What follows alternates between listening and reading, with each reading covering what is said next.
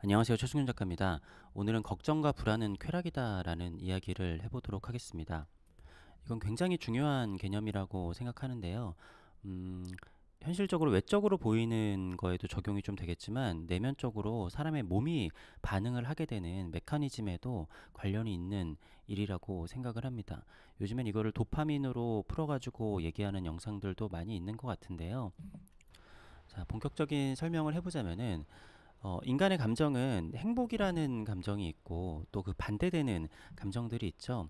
뭐 좀 디테일하게 보면 여러 가지 것들이 있겠지만 사람들은 우리는 뭐 행복을 쫓아간다, 행복한 감정만을 좋아한다라고 생각할 수도 있겠지만 제가 봤었을 때 인간은 나의 감정의 종류보다는 감정의 그 폭에 더 크게 반응을 하는 것 같습니다.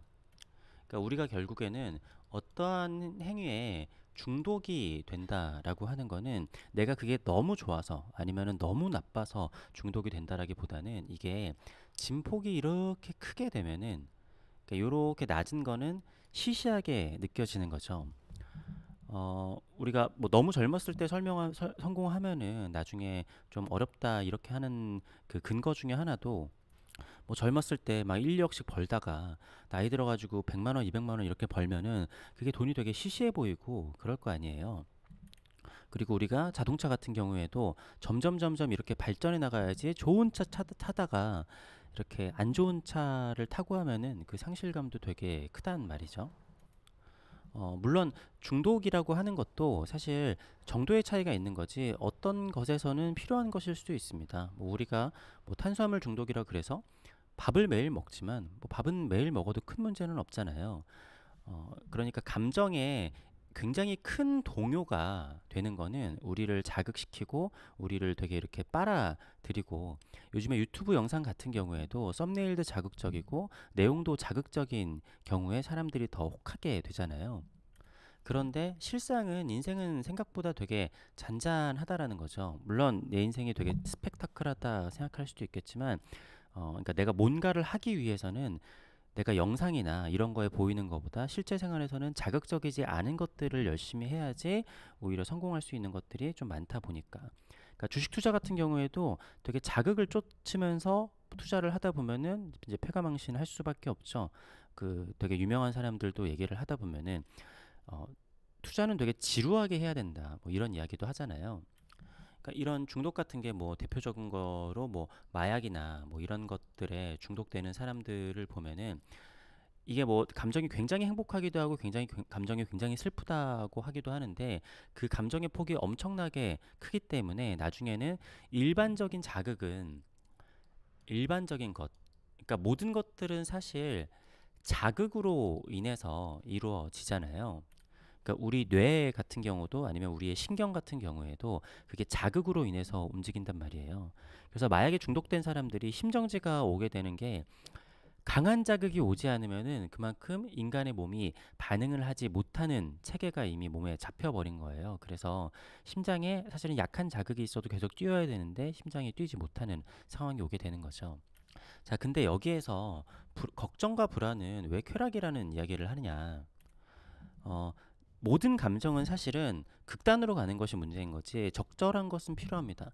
너무 걱정과 불안이 없는 것도 문제가 되겠지만 이 걱정과 불안은 사실 뭐랄까 굉장히 선한 그 껍데기를 싸고 있다라고 해야 될까요? 그래서 우리가 걱정과 불안에 빠지게 되는 거는 그렇게 나쁜 게 아니다라는 인식을 하게 될 수가 있어요. 걱정과 불안도 어떻게 보면 뭐 그런 얘기도 있죠. 뭐 가난 포르노라든가 걱정과 불안도 어떻게 보면 약간 그런 포르노처럼 보일 수도 있다라고 생각을 하는데요. 예를 들어서 뭐 이건 하나 예인데 요즘에 경제에 대해서 이야기를 하다 보면은 폭락이라는 게 있어요. 물론 이게 타당성이 있고 저도 어떤 경우에는 폭락할 수 있다라고 생각을 할 수도 있겠지만 이게 어느 정도까지는 되게 합리적인 추론과 그런 것으로 인한 폭락이 있을 수 있는데 나중에는 그냥 무분별한 폭락, 그냥 되게 안 좋은 것만 갖다 놓고 뭔가 자극적인 것들에만 빠져 있는 거예요. 근데 내가 이런 것에 빠져 있는 것 자체가 무슨 문제가 되느냐라고 생각하실 수 있을 텐데요. 자, 내가 정상적인 행위를 해서 이루어질 수 있는 성취감이라고 하겠습니다. 이 성취감도 쾌감도 있고 자극도 있겠죠. 근데 사실 정상적인 내가 뭔가를 해서 이뤄내고 이런 것들은 빨리빨리 되지도 않고, 자, 이거는 시간이 느리고 그리고 적은 자극이 있습니다. 자, 근데 내가 뭔가를 함에 있어서 뭐 걱정과 불안이 있는 거는 당연한 거기는 한데, 내가 이쪽으로 도망쳐 버린다라고 생각을 해볼 수도 있을 것 같아요. 내가 뭔가를 하는 데 있어서 걱정과 불안을 적당히 가지고 그래도 열심히 해야지라고 하는 게 아니라 그냥 이쪽으로 숨어 버리는 거죠. 뭐 난 안 돼, 난 안 될 거야. 아니면은 그냥 나는 왜 이렇게 걱정과 불안을 많이 느끼지? 뭔가 좀 이상한가? 여러 가지 감정에 빠져가지고. 근데 중요한 거는 이것 자체도 쾌감과 자극이 있다라는 겁니다. 근데 이거는 아주 쉽고 빠르고 게다가 큰 자극까지 있습니다. 이게 왜 쉽냐면은 내가 뭔가를 일을 해서 성취감을 하려면은 시간도 걸리고 뭔가가 좀 힘들잖아요. 그런데 그냥 생각에 빠져드는 거는 되게 쉽거든요. 그리고 즉각적이에요. 그리고 굉장히 큰 자극이 오기도 하고. 이것에서 가장 좀 잘 설명을 하는 게 요즘에 음란물 같은 거에 대해서 도파민 그 설명을 많이 하던데요. 그러니까 실제적인 그런 뭔가 이렇게 관계에서는 사실은 좀 힘든 것들도 있고 시간도 걸리고 뭐 하잖아요. 그리고 내가 뭐 원하는 이성을 만나기도 쉽지는 않고. 근데 내가 음란물을 보게 되면은 내가 뭐 실제로는 다가가기 힘든 이성을 볼 수도 있고, 게다가 굉장히 쉽고 내가 뭔가 노력을 해야 되는 것도 아니고, 그리고 굉장히 빠르고 그런 자극에 익숙해지게 되면은 이제 정상적인 자극에서는 반응이 오지 않는 거죠. 그러니까 본인은 이거가 반응이 있어야 되는 생각을 하더라도 이미 몸이 거기에 익숙해지는 거예요. 이 몸이 익숙해지는데 이 몸이라는 거는 효율성을 되게 중요하게 여기기 때문에 효율적인 큰 자극 쪽으로 몸은 따라간다라는 겁니다. 자, 몸도 그렇고 내 생각도 그래요. 그리고 사실은 어떻게 보면은 뭐 대중들도 그럴 수 있고 여러 가지에 다 적용이 되는 문제입니다. 아까 말씀드렸지만 제가 봤을 때 사람은 그 자극의 종류에 반응을 하는 게 아니라 자극의 진폭에 반응을 한다 그랬잖아요. 그러니까 우리가 뭐 영화를 볼 때 재미를 느낄 때도 반드시 행복한 그러한 드라마를 봐야지만 재미있다 느끼는 게 아니라 되게 공포스럽거나 되게 슬프거나 아니면은 독특한 취향인 사람들은 막 혐오스러운 거에도 재미를 느끼는 경우가 있어요. 물론 사람들은 적당한 자극을 좋아하지만 이게 극단으로 가게 되면 힘들어지는 거죠. 뭐 어느 정도 혐오스러운 건 괜찮지만 이제 좀 말도 안 되는 혐오스러운 거를 좋아해서 막 스너프 필름에 빠지거나 그런 사람들도 있잖아요. 그렇게 되면 이제 문제가 되고 정상적인 뭔가에는 반응을 하지 못하는 사람이 되어버리는 거죠. 물론 우리가 그 정도에 빠지진 않는다고 하더라도 가장 일상적인 거는 내가 뭔가를 열심히 해가지고 거기서 얻어지는 성취감과 쾌락을 해서 정상적인 사람의 반응을 쌓아가는 게 아니라 내가 쉽게 뭐 망상에 빠지는 정도면 괜찮겠지만 그게 아니라 어떤 일이 오더라도 걱정과 불안부터 앞서는 거죠.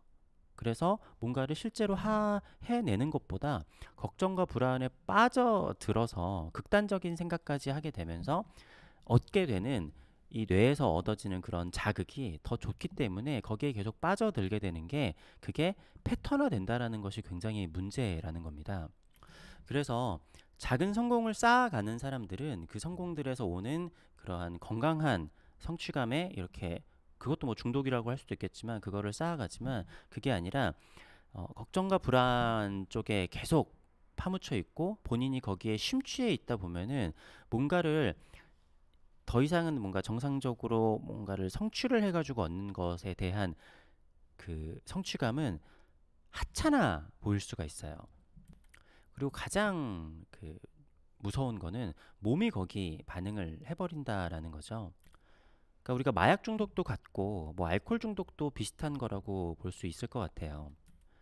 뭐 제가 해보진 않아서 모르겠지만 뭐 마약을 하거나 아니면 술을 마신다고 해서 반드시 기분이 좋아지는 건 아니거든요. 오히려 행복과 슬픔이 아주 극단적으로 왔다 갔다 한다라고 해요. 그리고 그게 날이 갈수록 조금 더 심해지겠죠.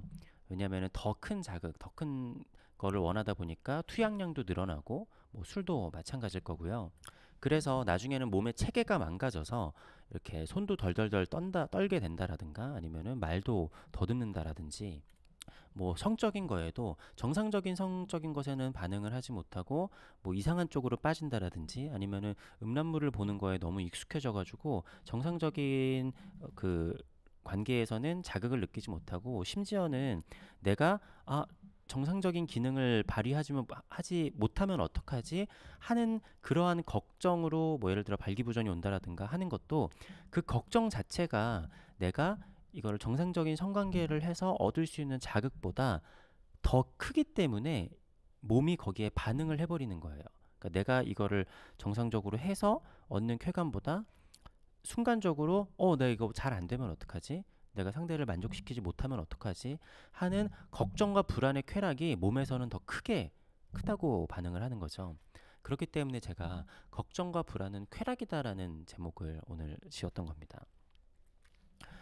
이거는 제가 예전에 올렸었던 영상들하고 연결이 되는 것일 수도 있을 텐데요. 오늘은 조금 더 몸의 반응, 내가 어떻게 보면 사람도 단순해서 우리가 강아지를 어떻게 훈련을 시키냐에 따라서 강아지가 그 반응을 하게 되잖아요. 그런 거와 익숙하게 우리는 우리의 몸을 어떻게 훈련을 시키냐에 따라서 그게 뭔가 익숙해지고 반응을 한다라고 생각을 하거든요. 그래서 내 스스로 뭔가가 있었을 때 너무 이렇게 걱정과 불안에 심각하게 빠져들면서 내가 해야 될 일들, 정상적인 몸의 반응이라든가 그런 것들이 제대로 되지 않고 있는 거는 아닌지라는 거를 뭐 저 스스로도 좀 돌아보고 되게 중요한 개념이라고 생각해서 이야기를 해봤습니다. 감사합니다.